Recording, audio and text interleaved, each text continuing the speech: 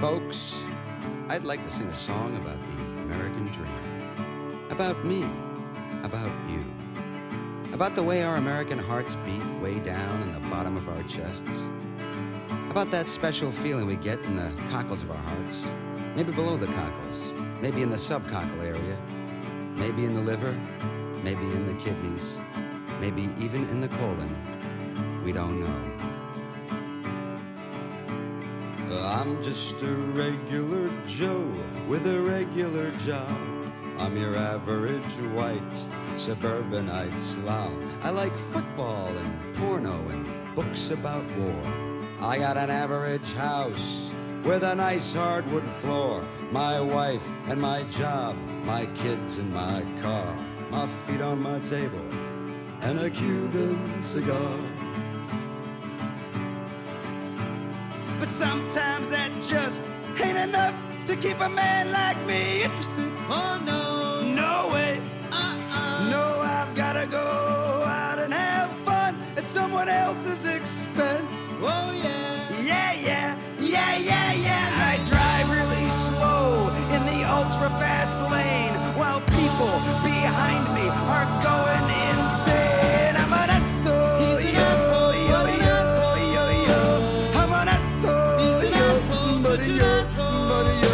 I use public toilets and I piss on the seat. I walk around in the summertime saying, how about this heat? I'm an asshole, yo, yo, yo, yo, yo. I'm an asshole, yo, yo, yo.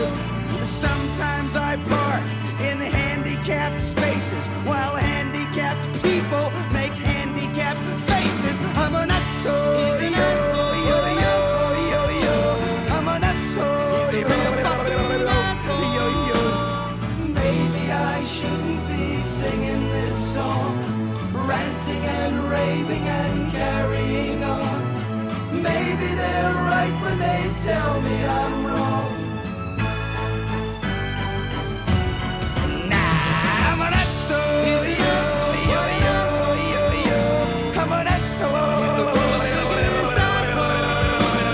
You know what I'm gonna do? I'm gonna get myself a 1967 Cadillac Eldorado convertible. Hot pink with whale skin hubcaps and all leather cow interior and big brown baby seal eyes for headlights. Yeah! And I'm gonna drive around in that baby at 115 miles per hour, getting 1 mile. Hey, hi, good afternoon. How the devil are you? Let's talk Daniel Radcliffe, shall we? Because yesterday, I do love the take the edge off. Because Emma Watson really does talk like that. And some people do sort of impressions of her, but they don't get it right. If you want the best Hermione impression, there is a young lady that used to come to Let Women Speak, who is brilliant. Anyway, I picked that song especially for Daniel Radcliffe because I felt it was apt. I do like to pick fitting music. If you haven't worked that out yet, are you deaf? Anyway, so we've got Emma Watson. She actually sponsored Mermaids. Like, she's pretty bad, but I think what came across yesterday, and I mean this with loads and loads of love and kindness, is she did come across as quite thick. And I've seen other interviews where she really doesn't seem like a real person, which comes from a privileged kind of privileged place, I think. And that privileged place is where nothing really means anything in your life. And so then you talk about things as if they're profound when they're not. So I saw her, bearing in mind she's 35. I won't share the clip because I haven't got it. But I saw her talk about I couldn't have met my significant other because I didn't really know myself. I didn't really know what my purpose was. And so for me, just finding myself and grounding in my own space and understanding the place in the world that I occupy and the space that I hold, meant that I wasn't ready at 30 fucking 5. I wasn't ready to meet my my other, the person that I could offer something and they could offer something to me, and we would offer something to the world together with purpose. And then sometimes maybe on a Friday we would have something different to offer. And, that means so much to me. Like when you partner, like Jesus, it was so terrible. It was so terrible. But it is funny. It's funny to watch these. It's funny to watch these people, and it's a stark warning about what happens when you don't have purpose or struggle in your life. And then what happens when you don't have purpose and struggle is you think your purpose is something really vacuous, and everything is a struggle. For me, it's really hard when I go to one of these meetings. Like, what's really difficult for me is, finding what to wear, because you're gonna make such a statement. So that's really anyway. Look, I've got to say, even before they were awful, uh, I I don't want to be disparaging, but in many ways they right. I think Ron's all right actually, but he's obviously a quite painful person. He said some pretty awful things in real life, but I don't think Daniel Radcliffe and Emma Watson added anything to the films. I find them both irritating, and as just bad actors. But anyway, uh, crazy. Um, oh, she was drink driving. I didn't know she was done a drink driving.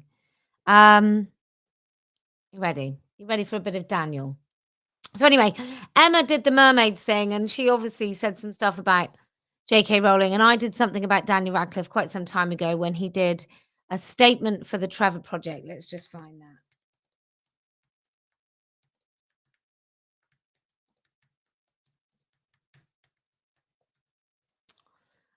So he did a statement. I realise that certain press outlets will probably want to paint this as an infighting between J.K. Rowling and myself. Well, Daniel, actually, when was this? 2020. So this was the height. This is when J.K. Rowling had first said things. She'd done a like and then deleted the like in about 2018 on Magdalene Burns' tweets.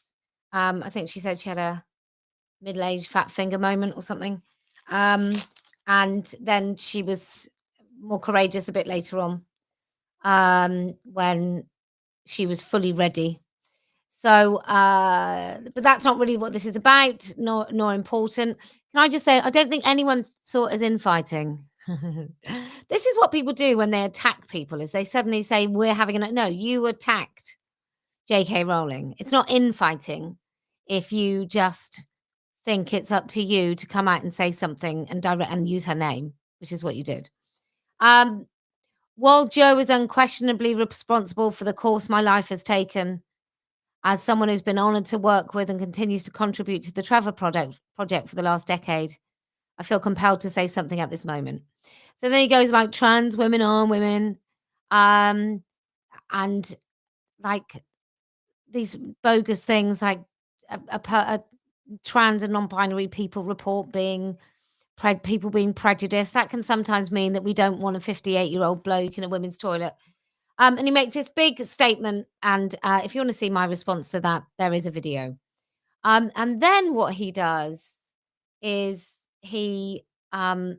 so let's just have a look at him actually joining the Trevor Project, because I think it's quite interesting that he's been with the Trevor Project for a really long time, about at least 15 years.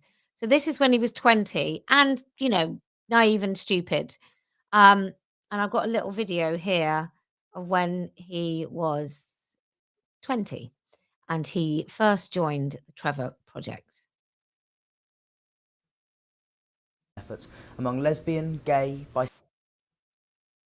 The Trevor Project is the leading national organisation focused on crisis and suicide prevention efforts among lesbian, gay, bisexual, transgender and questioning youth. If you're feeling helpless or hopeless...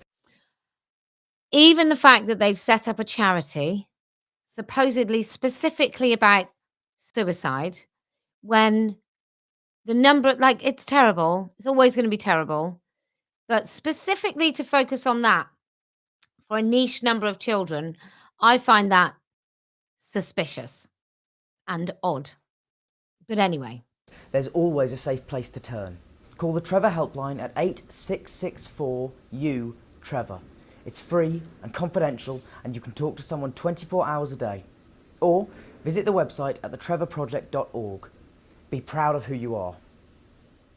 Right, so he'd already joined them by a couple of years at that point. So we're going to have a look at the next thing he did, which I personally think is grotesque. And I think you'd have to have lost your ever-loving mind to think that this is appropriate. And so let's have a look at what Daniel, like Emma said some stupid things, but she seems a bit dim. Daniel Radcliffe has taken it that little bit further and really got involved in encouraging, as far as I'm concerned. Like Emma Watson's just going, I'm too stupid to stand up for myself and I'm just going to let men in because I'm a bit of a twat. And also I'm going to support mermaids because somebody's told me that would be great for me. And I'm a easily manipulated fool and I don't really have much of a career. Daniel, on the other hand, talks in a more casual, don't know, there's something about the way he speaks, which, especially like, Joe and I, and even in his interviews when he's a kid, there's something about that kid. Anyway, he's annoying. So let's see what stunning and brave shit he's encouraging. And I just want to point out that anyone getting involved in charities that promote the idea that you can be born in the wrong body is a groomer and an abuser. So I am absolutely categorically saying that Daniel Radcliffe, because he's involved in this sort of activity, which we'll see in a minute, is a groomer and an abuser. I think it is a despicable thing to get involved in. And Hollywood is rife with it. There's something really messed up about how many attention-seeking narcs seem to give birth to children that don't think they're born in the right body. I don't know what special club or keys to which castle you get for pretending your child is the opposite sex, but I imagine there is one. I didn't know trans was a thing until I was really 15 or 16. Ah, that sounds like a gay young man. Why does gender have to be associated with your sex? Well, gender doesn't exist, but okay. I once had someone say to me, why would we use common American language, saying that they, them pronouns shouldn't be used under the non-binary trans umbrella. I'm a person, you're a person, I treat you with respect, so I deserve. I just want to preface this because I think these are all young people that have been transitioned as children, as young children. So I just want to say that these children have been groomed into being the human barrier between us being able to say what we really think of this. And what it does is it evokes compassion and empathy and sympathy because they have been groomed into this lie. And what I seek to do as an activist and a campaigner against this is I seek to take away that lie. Now, that lie for these children might be everything. Might be their whole life, their whole identity, every conversation, the way they feel about themselves, all of it. For some of these who've been groomed into this cult from young children, there's probably not much of a way back that doesn't leave them in a empty vessel of a body. I'm not saying that their bodies are full right now, but I am aware that what my activism seeks to do is to take away probably everything that these young people rely on to feel important and validated in the world. So I'm aware of that. And yet I still feel like it's the most compassionate thing to do is to take that lie away. And And if you want a Bible story, it's like they all built their houses upon the sand. They did. And it's not going to last for them anyway, because the boys in this group, their faces are just going to continue to get bigger and bigger and bigger. And the girls in this group will eventually find their anxiety all over again if they don't have it. And they're never going to be tall enough. And they're never going to look in the mirror and see a man if they want to be a man, or a woman if they want to be a woman. They're never going to do that. And what Daniel Radcliffe is doing by endorsing this and encouraging this is two things. Number one, he continues the lie with these children that are sat in front of him, or young people sat in front of him. And I say young people because I think they're all above the age of 18. And two, by him being there, he makes a child that thinks, oh, maybe, because it's insane. Oh, yes, I can be, because Harry Potter, right? So his participation in this particular thing is incredibly harmful and dangerous. And he is responsible, therefore, for some children, I suspect, actually continuing down this very, very harmful pathway, full on into the cult, where many of the young men, because they have kind of childlike faces, which is associated with attractiveness, like round, childlike faces, happen to sort of stereotypically be more beautiful and more feminine. And when they're about 18 and 19, they are ripe for OnlyFans. And then they get older and they get more and more and more and more and more manly. So I think he's disgusting. Serve it back. I think a lot of the time it's just because people don't know a young trans person, so there's just this like theoretical idea about this in their head. Hi, I'm Dan Radcliffe. This week I was incredibly fortunate to get to meet 6 young people who agreed to come and you know what's great is I get to maybe encourage some more kids to take harmful drugs and have no sex life. But hey, I'm Dan. share their stories with us, and also to have a conversation about allyship and the people in their lives who have shown up for them and made a positive impact on their lives and their journeys. So yeah, I'm excited to share that conversation with you. I'm excited to help sterilize the kids. Thanks. All right, everyone settle. Everybody set? Set. And action. Thank you so much for being here today. I would love to talk to you all if you're, depending on how much you want to say, but like, I'd like to talk to you. We're in a conversation. We're sat here around in a circle, but I want to look great because I'm just great. I'm such a great guy. I'm down to earth. I'm one of you. So, if you're comfortable, otherwise, why would they be there? Really? love to know about all your journeys and like discovering who you are, and I'd also like to talk about some people in your life that may have helped or that you see as an ally in some way. If I didn't like, could I ask you? Yeah. Is that throwing you into it too much? But like, could you talk to me about like how you came to like understand who you are, or if you or like who groomed you? Like was it your mum? Like or your like dad? Like journey? Was there some trauma? Like do you find it difficult because actually like you're never gonna like have a sex life? Like I even feel weird asking that because like I never had to, like it might have been something you always known. Yeah, I definitely did always know. I'd say by the time I was like 14, I had came out as like openly gay. So a gay man then. But I was just like, I mean, I didn't know trans was a thing until I was like really like 15 or 16. So it was like, that was the term that I thought to use to describe myself because it fit best for like the position I was in the world, you know? Very similarly to what you said, like I grew into myself as a woman and I accepted that this is just who I am, and I came out as gay. And that was really hard because I just didn't have the words to say. I didn't know. Oh, what I'm really enjoying about this conversation, guys, like we're friends, I'm one of you. What I'm really enjoying about this is the fact that we have transed away the gay. That's 2 of you now. I'm hoping there's more because nothing says homophobia better than making a straight woman out of a gay man. know what trans was. I didn't know that that was allowed.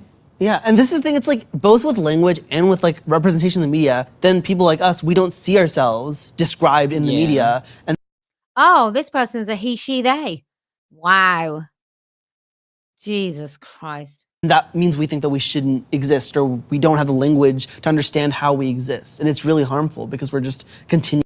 I mean, Daniel's like, what I love about Daniel in this is he's actively listening. It's just, he's such a great guy. He's such a great guy. Like, just a great guy, like on a journey of greatness, because he is a great guy. The system of like how things should be. Yeah, I mean, for a while, I kind of was like, It's a budding AGP, isn't it? in this like middle ground is what it felt like, just kind of at a stand. Hands up if you could tell who were boys and who were girls, straight from the off. Still, and I remember telling one of the girl skiers on my team, like, oh, like, I feel like this, like, I feel like I should be a boy, and they were telling me, like, that doesn't. I can't tell their accents because I don't know in America what is a well-spoken accent, but I'm going to guess that they are all well off. Doesn't seem right, like, that just isn't right. And I'm like, but okay. Except maybe the black kid, because I reckon the black kid might just be really escaping a homophobia. So maybe he didn't say so many likes.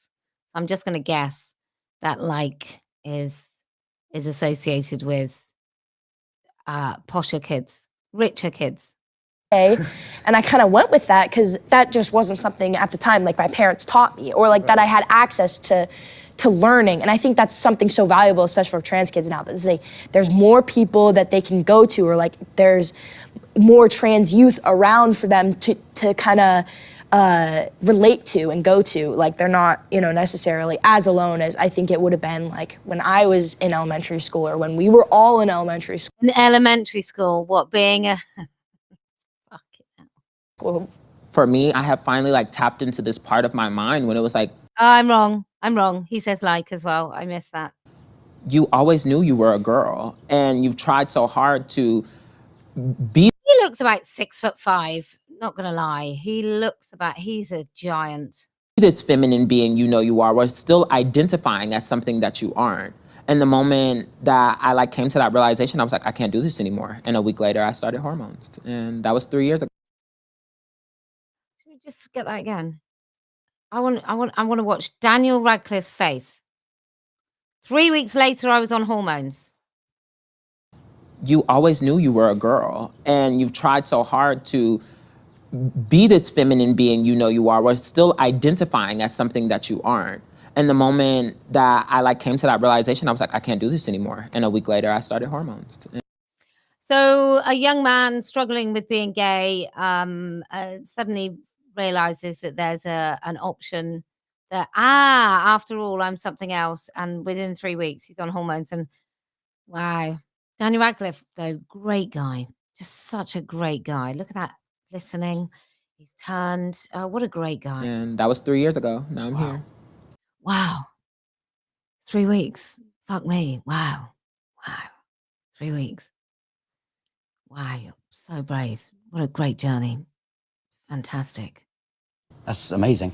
I mean, yeah, because it's one of the things that I often, like, I never had a moment where I was like, I realized my gender, like, that's just it.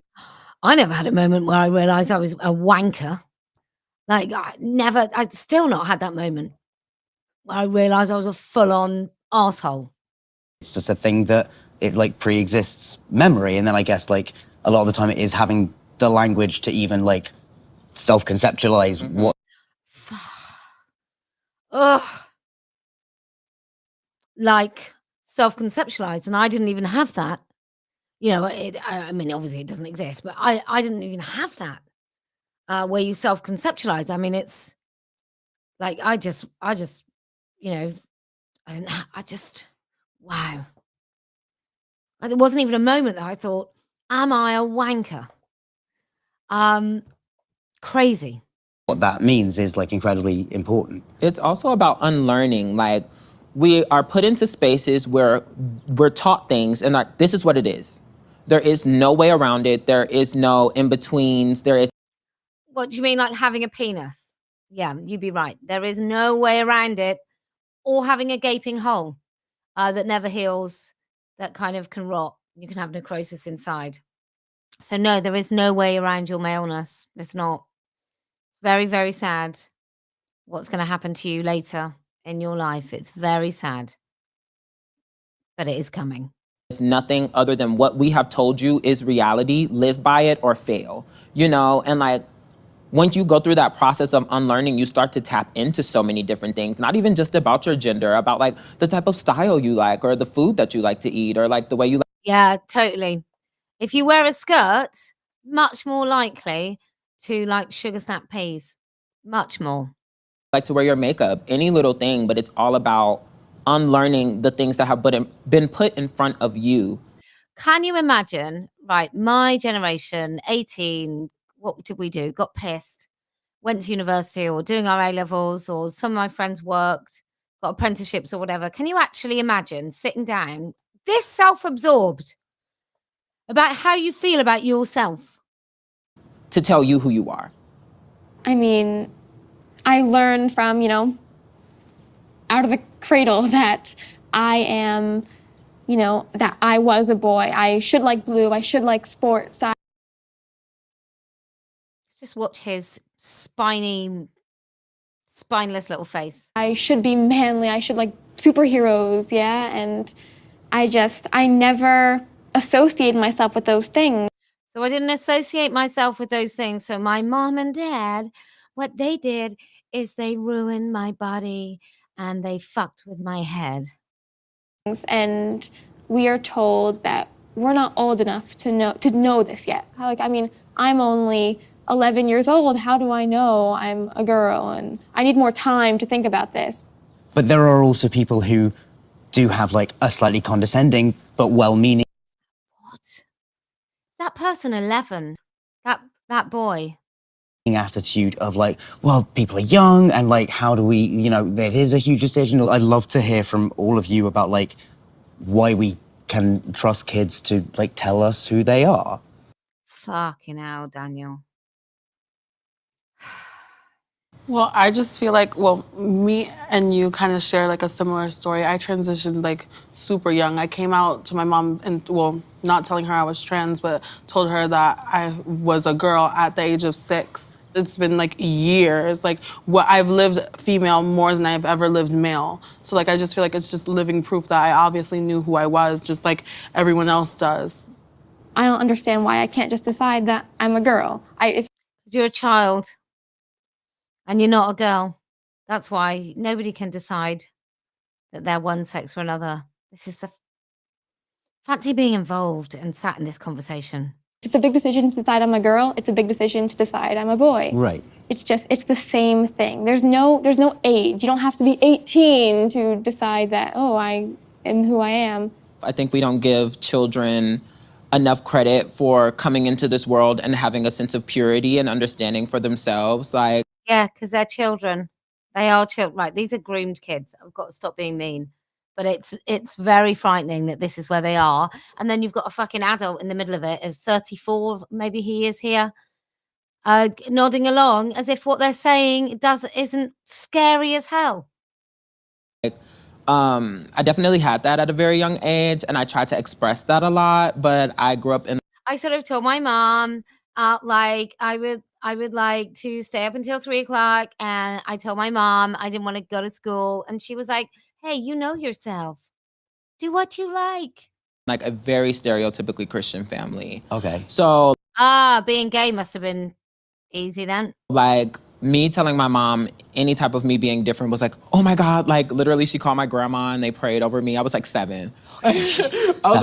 Oh, okay. So this boy with any of his effeminate, so-called effeminate behaviors, which I do want to be very clear, effeminate behavior in men is fuck all like female behavior.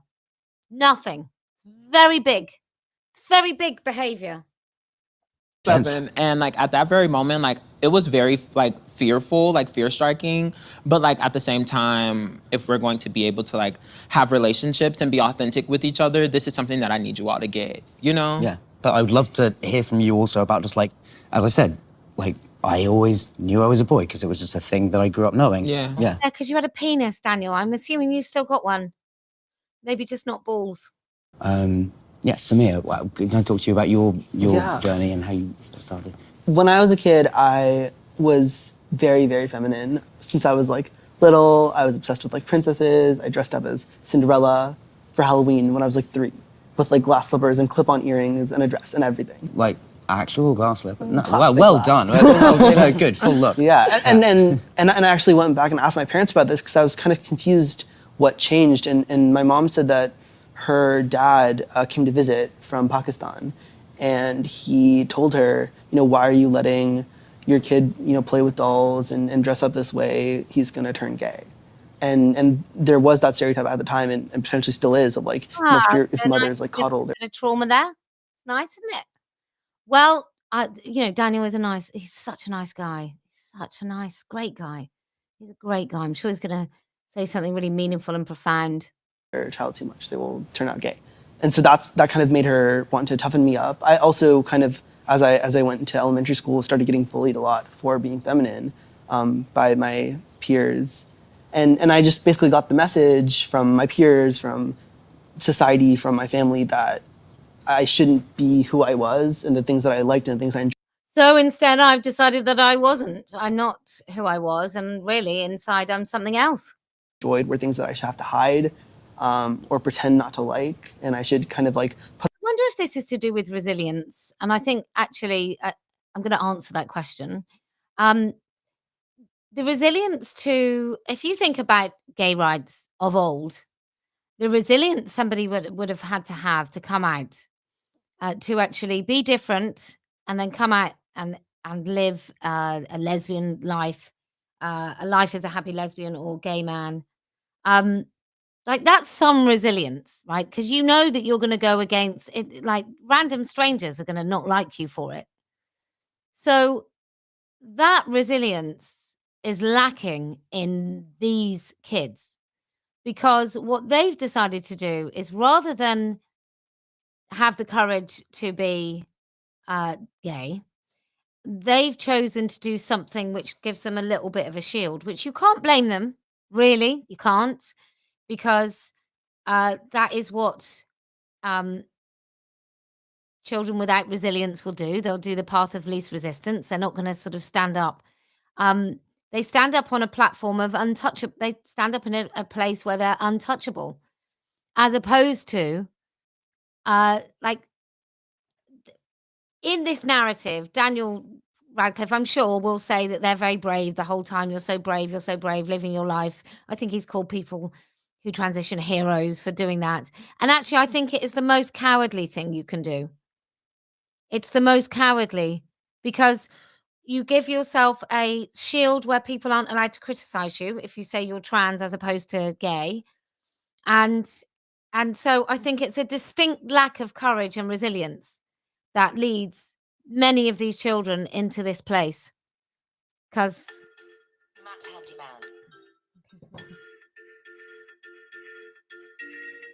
I'm just going to have to... There you go. So that's what I think. I think it really lacks courage. Put on this mask and act like I was what people wanted me to be. I was going to ask about this as well, because I think there is, like, look, obviously there are some people in the world who are just like not trying to engage with this conversation in any kind of good faith. I think a lot of the time it's just because people don't know a young trans person, so there's just this like theoretical idea about this in their head. I agree with you in that I think people have their perceptions and their predisposed biases about our community, and I think that, you know, it's our job to kind of educate and fix that. And part of that is showcasing gender euphoria. I see a lot of videos online of guys taping for the first time. And I remember the first time I ever put a binder on, and like I was like in tears, because seeing yourself as yourself for the first time is such a transformative experience. How can you sit and listen to this and, as an adult, as a 34-year-old man, and not think this is nuts? I mean, we talk about gender as a social construct and a lot of things as, you know, constructs of society. And I think those things were constructed, you know, to develop a a hierarchy to develop superiority and inferiority. I mean, 100%. By he, him, or she, her, or they, And them their pronouns. name. Yeah. And their name, and their proper name. And their name. Exactly. Yeah, I remember reading a book once that was like, it quoted a scientific researcher in the UK talking about typically male characteristics or things that boys enjoy doing, and it was all like tinkering with cars and playing with remote control helicopters, and I was like, I've done none of this. You know, but that, Well, then maybe you also, Daniel, have a female gender. Maybe you're a girl, because you've just said, like this boy here, this boy on the screen now, he said the reason he thought he was a girl was because he didn't like any of the typical boy stuff. Well, nor did you, Daniel. Are you a girl? that wasn't how it was like 50, 100 years ago. And then if you go back even further, you go back and look at like pre-colonization, different cultures, They're arguing against themselves at the moment. including my own like South Asian heritage, that gender looked so different in so many different societies. It didn't. Let me just give you a little kind of two-liner here. In societies where there were very rigid ideas about what men were like and what women were like, which was most cultures, there was a third way for sort of camp gay men, and they were never considered women, ever. Can you say more about that? Because I'm interested. Yeah, please. Yeah. So for example, in South Asia, for centuries and centuries, there's been trans identities. Groups that might be called today hijra or Khwaja Sira, but they're often people who are assigned male or intersex at birth, but present more feminine. Right. And they've had established communities continuously for centuries. This is all about culture, just like how you were talking about your culture. And just like in Africa, there were trans identities way before colonialism started. Oh, fucking hell, I can't, people. Let's go to language. you were saying, we have, terms for parents, mom and dad. And even though those are the two in the dictionary, we have to apply the language to what is relevant today. It doesn't, there's no very specific, very one way that English has to be spoken. These kids, like these boys especially, I would imagine it's awful for everybody to detransition. But I would imagine, well, maybe if, I don't know any women that have tried to detransition after having phalloplasty, fake penis, and their vaginas kind of sewn up. But it's very, very sad. Very, very sad. Before they'd ever experienced like the best of their bodies, before they'd ever had sex, these kids had totally eradicated their sexual function. Like horrendous. Needs to be applied to issues and to people, and those are things that need change in our language. How we have to be scared of correcting someone. Someone called me he. Oh no, it's actually she, and that's something I need to say in order to, keep those. I don't know the word. Keep those, Like a boundary. Yeah, exactly. Going forward. I also think, like you said, I'm really not trying to hurt anyone's feelings. I tried to be respectful. I tried to not be this way, but this is who I am. And I'm lucky enough to have younger people and aunts and cousins who have told me, like, I've always seen you this way. And I've been waiting for you to tell me. And I'm sure that there are a lot of people in your lives who have said, People do say such shit to people, don't they? like, I've known this was coming. Like this kid here, his male face is coming, isn't it? Like his big skull. He's probably going to be a really good-looking young man, gay young man. Very, very shocking. And I've been waiting for you. And I'm glad that you're here. So I've said this to you all earlier about my weird little problems with the word ally, just because anytime you hear somebody like self-refer to themselves as an ally, I'm always like, I'm suspicious of you. But there is an original meaning to that word, and there is some people who like embody that very powerfully. Sometimes it takes for someone to really step into what we would consider allyship, for someone to understand what it's like to live in your shoes. Because a lot of times we don't live in anyone else's shoes and we only think about what it's like in ours. I think on the flip side, Just be kind to people. I feel like kindness is free, and you hear that all the time. And respect is, it's something you should do, regardless of how He's such a great guy, isn't he? So great. Actively listening, wide-eyed, really interested. someone identifies or what they look like. And you don't even have to know someone's pronouns. You don't have to know someone's name to know that this is a living, breathing human being, and they deserve to be living and breathing. And even if I might not agree or understand who they are, I'm going to respect them and I'm going to be kind just today. And that little bit of kindness can make someone's day. I mean, that is one thing about the trans rights activists is kindness. They are just incredibly kind people. No wonder they spend so much time with Daniel Radcliffe. He's just such a great guy. Exponentially better. And it doesn't cost you anything.